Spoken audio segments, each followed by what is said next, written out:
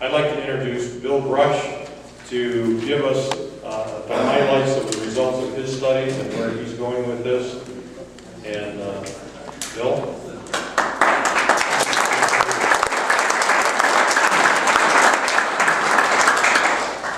Let me tell you a little bit about my background and maybe walk into a story to explain why I'm getting involved with the school board.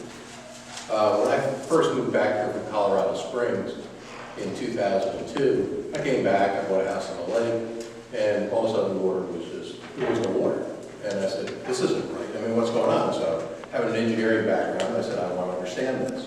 So I got involved. And for the next 7 years, I fought with AEP, I fought with DEQ, I fought with DCR and DGIF over what the right protocol to release water from the lake was. Just an endless battle and argument. And we prevailed in some cases, other cases we didn't. Another thing that happened when I got back here is the Smith-Met Lake project started to get relicensed. And in the relicensing of the project, this is a huge project, it affects the entire region around here. And AEP, American Electric Power, Appalachian Power, here at the lake, is the licensee. They ran a whole bunch of studies on the lake, technical studies, to tell us that they were doing a perfect job, there was nothing wrong with it, they didn't need to change the license much. And we fought back. I started as a consultant with the Tri-County Relicensing Committee to question their studies, their study results, and look into them. And we had a long battle, 5 years we fought. The license was awarded, now we're fighting on the shoreline management plan, the same thing. So I don't want you to think that I'm some float that just likes to pick up any cause. I mean, it has to be of something of interest to me. And just to let you know, we're to the point now where I don't think this is going to be resolved amicably. I mean, we have just recently filed 2 lawsuits. Bill Stanley is representing 2 clients. I'm sort of supporting them technically on these issues to sue the FERC for overreach. And we just have who, Bill Stanley? The FERC. FERC is the Federal Energy Regulatory Commission. It's an arm of big government. They have a mission, but sometimes they overreach. They start to tell you how big your dock can be, whether you can put rocks on the shore, you can't. It's just something that you really wonder why they're involved in it, but they are. So we recently, and this will be announced in another couple of days, we started a not-for-profit corporation called CURB, which stands for Cut Unnecessary Regulatory Burdens. We are soliciting donations to help pay for these lawsuits for the 2 clients that are there, because this is the only way we're going to win it. So that gives you a little bit of a background of where I come from. Now, about this time last year, a friend of mine, Leland Mitchell, a supervisor in Snow Creek, came to me and he said, Bill, I've got this school budget. Ronnie, you got a copy of the budget here with you, right? Yeah. Can I just borrow a second? Did you give it out? Yes, got it. Oh, that's all right. Don't worry about it. But Leland said, Bill, I'm looking at this budget and I don't understand it. I said, well, give me a shot at it. I've done this before. You know, I used to run programs and used to run some business areas in my company. And just let me read it. Good luck with that. Yeah, good luck with that. It's a very impressive budget. Okay, lots of nice tabs and everything else that's in there. What's not in here, let me tell you what's not in here. What's not in here is how many students are in the school system and how many teachers are we going to hire to teach those students? How many principals are we going to have? How many nurses, guidance counselors, bus drivers, janitors? No numbers on people. I mean, there's no, you just get a number.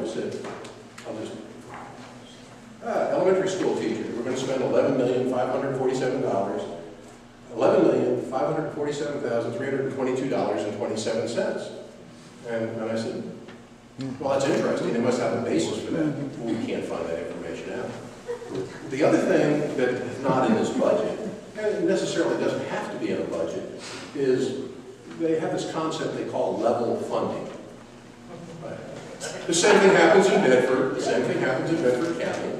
And they have this concept called level funding. And they said, last year, you gave me $77 million. And this year, I need $77 million and $1 million or so more. And you say, well, that's great. How much of that $77 million have you spent so far? And they say, oh, that's not important. Just give me that amount of money.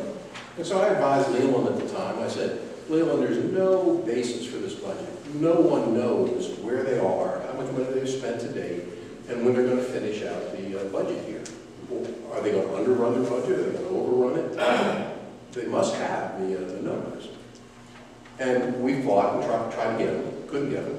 We asked how many people had they reduced staff, and they told me yes. And so we went through that budget, and I advised the supervisors last year, just before they voted.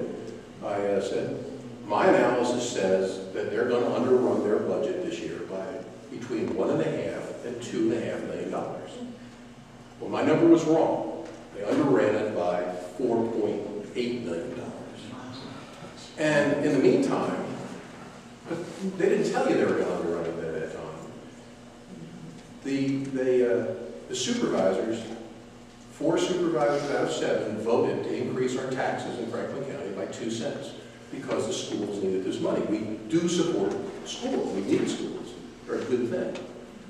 Well, 4 months after that, the schools came to the supervisors and said, guess what? We found some money that we hadn't quite spent last year, and it was $1.5 million. $1.5 million is 2 cents in the property tax rate in Franklin County.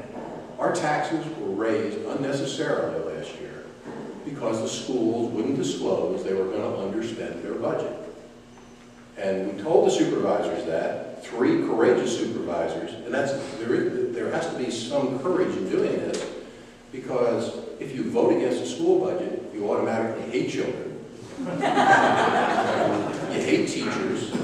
You're not for public schools. You must be for vouchers or private schools. You just don't like children. And that's not true. It's polarizing. There's no reason to polarize people over issues as important as schools and good education. We all have gone to public school. We all gained an education. We all gained a position in life from that. So it's important to me that they be adequately funded, and that they operate efficiently. Well, since we couldn't get those answers, and the 3 supervisors, one was sitting in here who voted against it, Ronnie Thompson voted against it, that's a risk, because there's 7,000 students times 2, that's the number of parents that think schools are being screwed by the Board of Supervisors, plus the staff of 1,400 people and their families that the school supports, the largest employer in this county.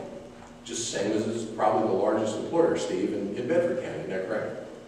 So they believe that, this is their duty to have an adequate budget, to hire that entire staff. Well, this year, because of that, Ronnie Thompson came to me about, I don't know, it was probably, when was it, June or July? It was around June. We started asking for, started with the buses.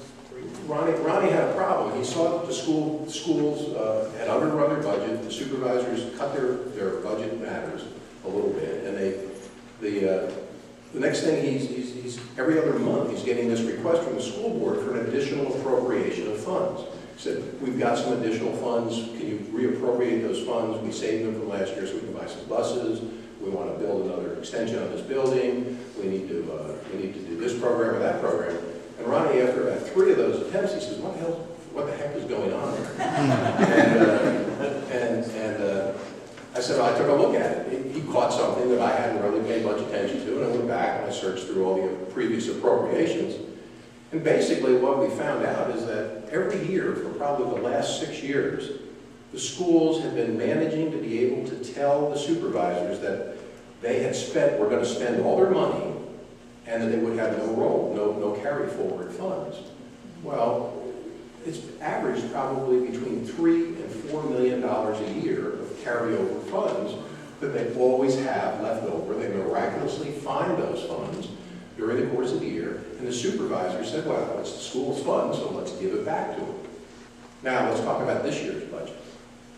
This year, the county came, and the schools came, and they said, we need a budget of what you gave us last year.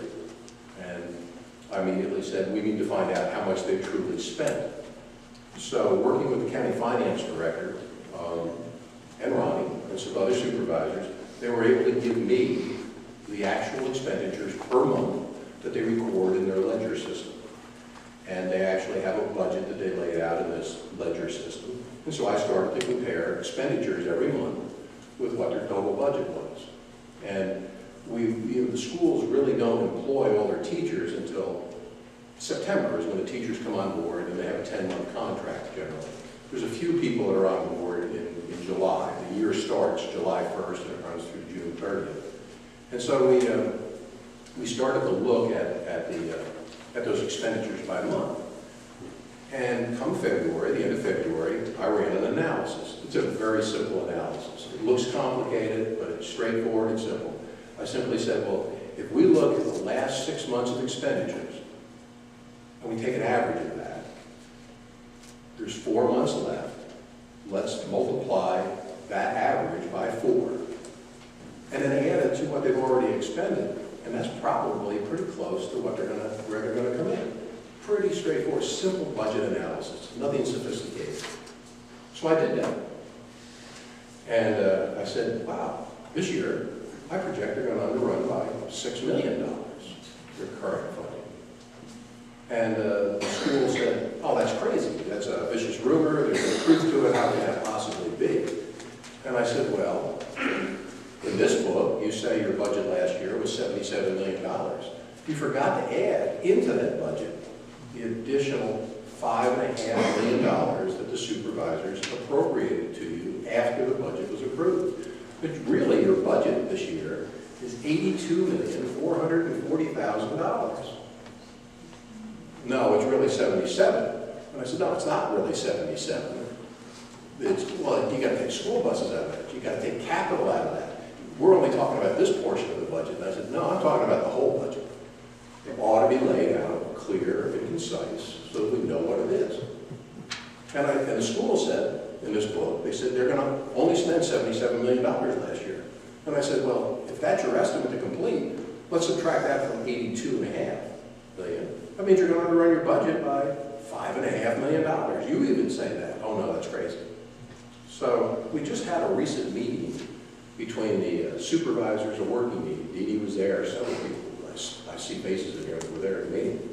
And the purpose of the meeting was for the schools to sit down with the supervisors. The supervisors asked questions, the school board asked questions to resolve this budget issue. And they had my analysis. I had given that to them about 2 days before that. And I'll just go through some of the great quotes that came up in that meeting. Russ Johnson, Hills Creek supervisor, asked the question. He says, is it true that the school's true budget is for this year is $82,440,000? And the superintendent of the school said, depends on how you add those numbers up. It's a true quote. It's a true quote. And he said, okay, do they add up to $82,440,000? And the answer was, yeah. But there's, you got to look at things. Certain funds can only be spent certain ways. That's fine. But your budget is $82.4 million. Yes, it is. Okay. Well, where do you think you're going to finish the year? Right now, you've got 3 months or 4 months to go. How much more money are you going to spend over what you spent so we'll know how much money you'll underrun this year? And they said, we're not underrunning anything. We never underrun our budget. It always comes in about 0.5%, $350,000, $400,000 is really trivial when you think about that underrun because it's an $80 million budget. Another supervisor, smart guy, Bobby Thompson from the, I call it Ferrum District. It's not Ferrum. What's that district called? Blue Ridge District. Bobby Thompson says, he asked a very good question. He says, listen, if you know you're not going to overrun your budget, precisely you know you're not going to overrun it, you must have an idea of how much you're going to underrun it. And they said, no, we don't have a clue. I mean, maybe 350,000 tops. So he turned to the director of finance, Lee Cheatham, and he said, Mr. Cheatham, you're the finance director for the schools. What do you think you're going to underrun? And Lee says, I'll know that in October. 4 months after the school year completes. Then it will be an estimate. And yeah, it'll be an estimate in October, but I'll know that for sure. So, the supervisors, everybody says, well, these Franklin County supervisors, they're all farmers or something else, and they really don't know what's going on. These guys aren't stupid. They're sitting there and they're saying, my God, I can't believe this.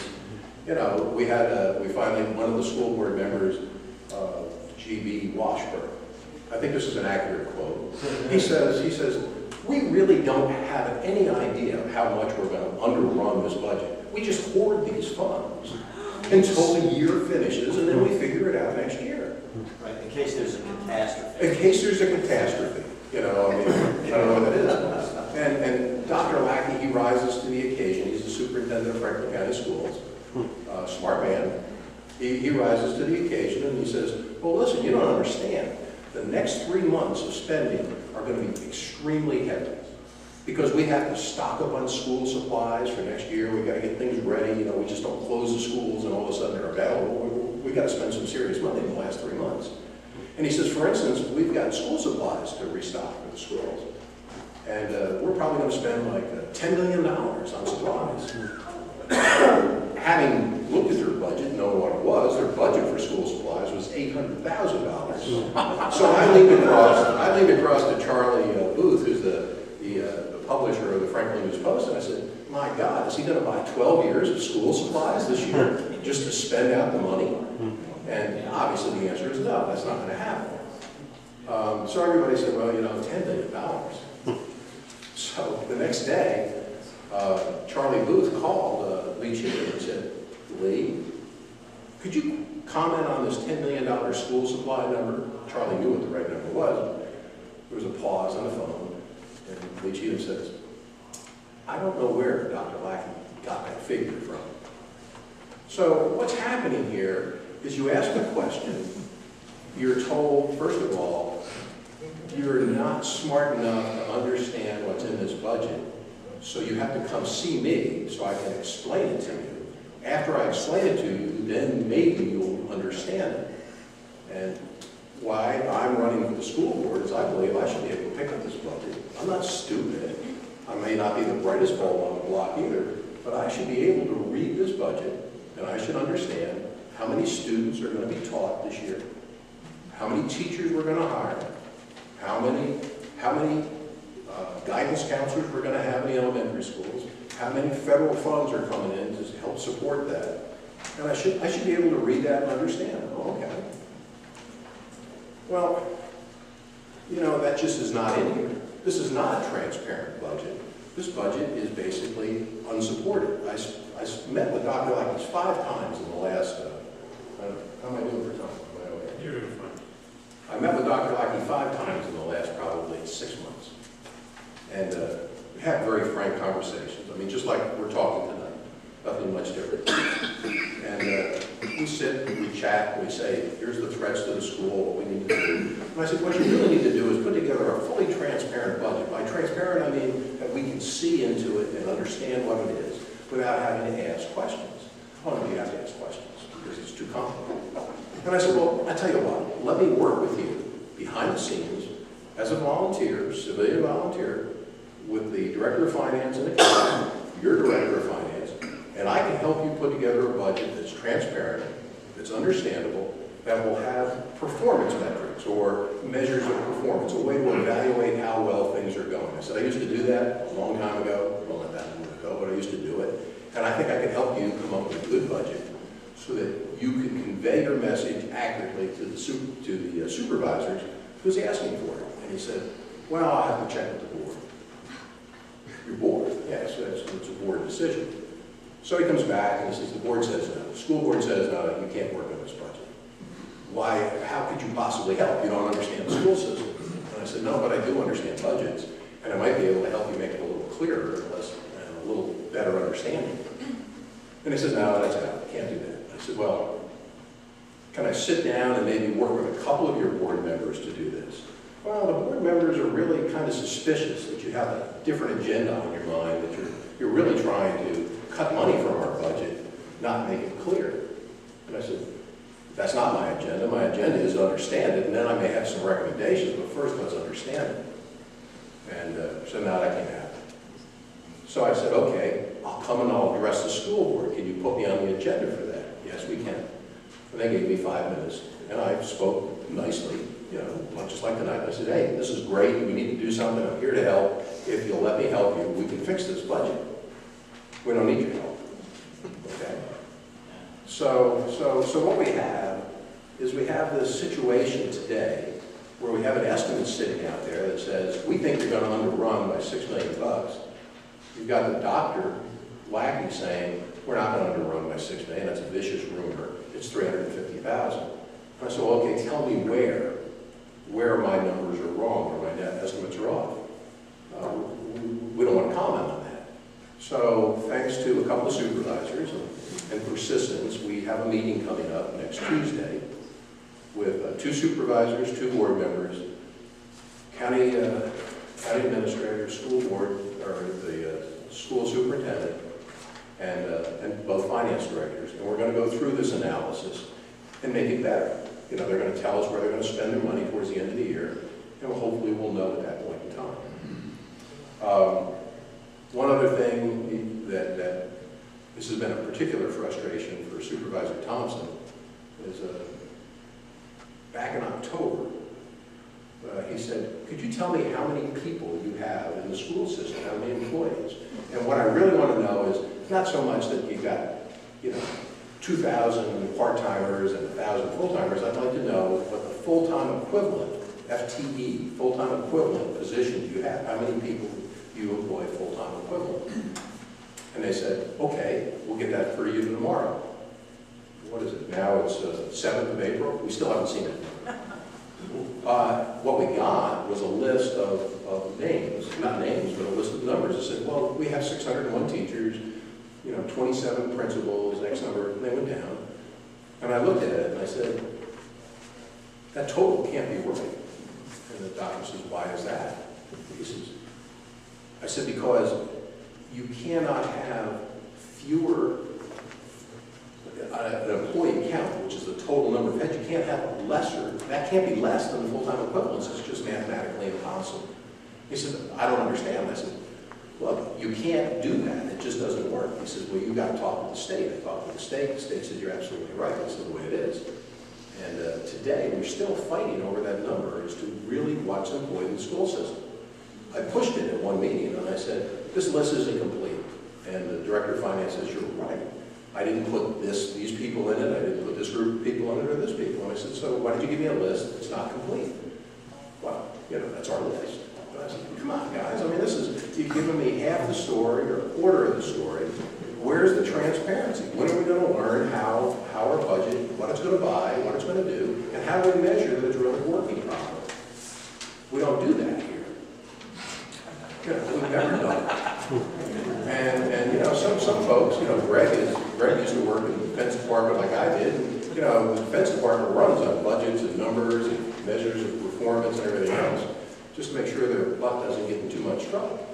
Not the schools. The schools, after all, they got a cushion of $6 million. They don't have to worry too much about overrunning their budget. They're waiting for that catastrophe. They're waiting for a catastrophe.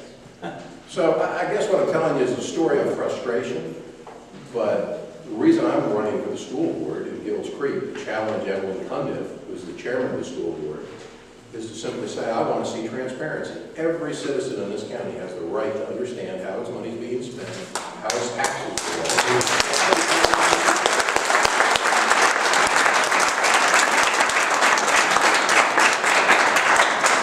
Yes, sir. Sounds like from their point of view, you're the catastrophe. So Bill's getting the $6 million then, huh? The $6 million man. Look, I honestly believe, let me give you a little philosophy. I believe the schools need to be adequately funded. Actually, I'm in favor of seeing an increase for teachers. And I'll tell you why, because they haven't seen an increase. They're out there working. Now, a lot of people will say, oh my God, I haven't had a pay increase in 2 years. I haven't had one in 10, but I'm not working. Okay, these people are. They're in a classroom. They probably need some kind of an adjustment. How that's settled needs to be done. It ought to be performance-based. It's probably not going to be. But I am in favor of seeing some adjustment to teachers' salaries so that we I think it's well spent. Yes? Do you have any comment on, I think it's about $350,000 that's in the school board spending plan that they say the state took out of the teachers' retirement fund last year, that they now want us to return that money to them? Well, they're not asking for it to be returned. In all honesty, the state has borrowed forward on contributing to, like many states do. We'll pay for it tomorrow, but let's balance our budget today. And that's what they've done with the retirement account. Plus, there had a big collapse in that account because of, well, the economy. I mean, they were invested in mortgages or whatever Wall Street put together, whatever brew they cooked up. They were after high earnings, and they lost a lot of that account. So it's not in terrible danger, but it is. But what happened this year is actually what's going on is the state said we need to increase the rate of participation in that. It used to be like, I think it was 8.93%, now it's going up to 11%, a 3-point bump, because we've got to pay down, we've got to bring this count. And that's in this budget. That's in their budget to do that. So we're not really paying anybody back, but we're going to try to bring that thing and make it whole again, I guess, over a series of years. And that's going to be an increase in cost. Any other questions? Are they gonna look at, the Board of Supervisors gonna look at reducing our taxes then? Well, I don't know. That's a political decision, okay? It's not necessarily the way you balance books. I mean, it's like when I talk with the schools, Dr. Lackey assures me this is a zero-based budget. And I said, really? I said, what's the first thing you do when you put this budget together? He said, well, obviously we go out and we look at what revenues we expect. We have to estimate our revenues. I said, exactly. And then you figure out how you're going to spend them, don't you? He says, yeah. I said, well, you know what you're supposed to do is you're supposed to look at what is my requirement, calculate what you need, and then look at your revenues and determine if you need more or less. I said, you're not zero-based. This county's not zero-based budget. No county is. I mean, it's just the way government works. It's not horrible, but it's not exactly. Government's not trying to turn a profit. Okay? If you're a private corporation, you want to work to your requirements, because if you can meet your requirements, there's a profit. There's a profit carrot at the end of it. Government doesn't have to go for profit, but it just needs to ensure that what they do is transparent. Citizens can understand it without having to get a lecture from the superintendent of schools. Yes, ma'am. It's a mess. Do you have an idea of why there is a line item in the school board budget for school buses, and there is also a line item for school buses in the county budget as well? Well, yes, this is a crazy situation. Obviously the school buses are used by the school, so they ought to be in the school budget, right? But when the school starts to look at that, they say, well, my budget is an expenditure budget. Just so I'm going to expend. And I have a separate budget sitting over here for school buses and a separate budget over here for my facilities. So I've removed those from my budget here. The Board of Supervisors will consider that second. Well, this year they come in and they said, for instance, we only want a $77 million budget. That's all you gave us last year. That's what we want again. And we said, no, we gave you $82.4 million. Yeah, but that was then. We're talking about the beginning of the year when you gave us 77. I said, okay. And they said, so, we have to take school buses out here because we don't have enough money in that budget to pay for school buses. And we said, well, why don't you put it in your budget? No, it's separate and distinct. That way the supervisors have to figure out whether or not they want to spend the money on buses and turn down some other county program. Let me give you an example of the trail, another program. We have an aging population here. Of course, we're all young, but there's people a lot older than us that live in Franklin County. And we have a 911 emergency response. Well, what we don't have at 911 are trained EMTs on those lines, so that if you call in and you say, my husband fell, or my wife, or whatever, and I need an ambulance, they'll say, okay, wait 5 or 10 minutes and we'll be there. Instead of, well, are they breathing? No, we need to do this. We can't do that. $360,000 would do that, okay? That's a trade-off now the county's making. Do I buy school buses? Right, no. Their true budget, their request this year is for $81.4 million. When you add their request together. It's not 77, it's $82.4 million. 81.4, excuse me. So, it's a game. It's a game of obfuscation. It makes it seem more complicated than what it is, so that people are afraid to ask questions. Don't be afraid, you know. Go and voice your opinion, explain that this is a problem, it's an issue. It's a school issue, and schools need to be funded adequately, but not overfunded. Very good. Thank you.